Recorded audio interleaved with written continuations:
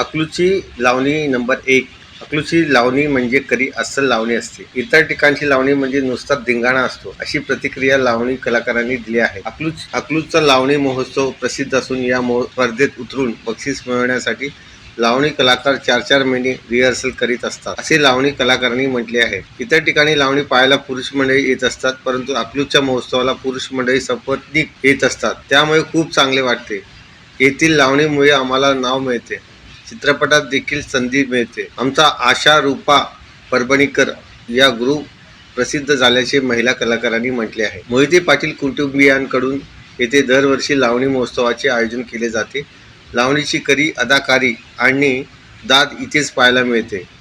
लावणीला पण मान दिला जातो हे इथे पाहायला मिळते, असे या कलाकारांनी म्हटले आहे.